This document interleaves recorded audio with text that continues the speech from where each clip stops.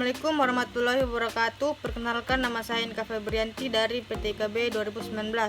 Kali ini saya akan membawakan materi thread scheduling. Thread adalah unit terkecil dalam suatu proses yang bisa dijadwalkan oleh sistem operasi.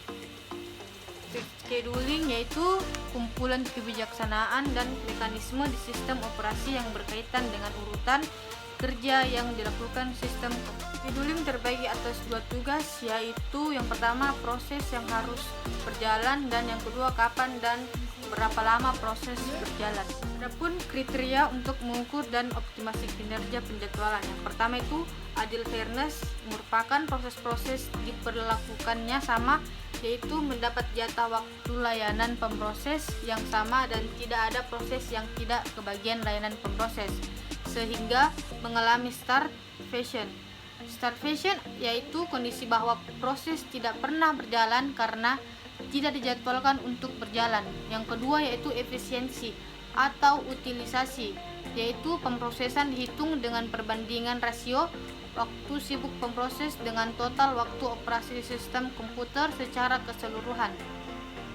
Sasaran penjadwalan yaitu menjaga agar pemproses tetap dalam keadaan sibuk sehingga efisiensi sistem komputer mencapai nilai maksimum. Yang ketiga yaitu waktu tanggap. Waktu tanggap perbedaannya menjadi dua, yaitu sistem interaktif, yaitu waktu yang dihabiskan dari saat karakter terakhir dari perintah dimasukkan oleh program atau transaksi sampai hasil pertama muncul. Sistem waktu nyata, yaitu sistem waktu yang biasa disebut dengan event response time. Sasaran penjadwalannya yaitu meminimalkan waktu tanggap sehingga menghasilkan sistem yang responsif. Yang keempat, turnaround time, yaitu waktu yang dihabiskan dari saat proses atau job mulai masuk ke sistem sampai proses itu diselesaikan sistem. Dan yang kelima, throughput, yaitu jumlah kerja yang dapat diselesaikan selama satu selang atau unit.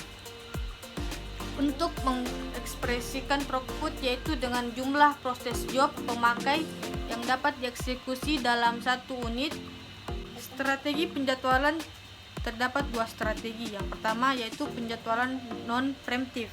Non-preemptive juga disebut run to completion karena proses yang telah dijadwalkan akan dijalankan sampai selesainya atau proses tersebut meminta layanan masukan atau keluaran. Yang kedua, penjadwalan preemptive. Pada penjadwalan ini, proses dapat disela oleh proses lain sebelumnya selesainya dan harus dilanjutkan menunggu jatah waktu layanan pemproses tiba kembali pada proses itu. Proses yang disela berubah menjadi state ready. Ada tiga tipe scheduling. Yang pertama, penjadwalan jangka pendek, short term scheduler, yaitu penjadwalan jangka pendek bertugas menjadwalkan alokasi pemproses di antara proses-proses ready yang berada di memori utama. Yang kedua, penjadwalan jangka menengah, medium term scheduler. Penjadwalan jangka menengah mengendalikan transisi dari suspend ke ready, dari state suspend ke ready, dari proses yang mengalami swapping. Yang ketiga, penjadwalan jangka panjang, long term scheduler. Penjadwal jangka panjang ini bekerja terhadap antrian batch dan memilih batch berikutnya yang harus dieksekusi sistem. Batch biasanya berupa proses-proses dengan penggunaan sumber daya yang intensif, yaitu waktu pemproses memori, perangkat, masukan atau keluaran.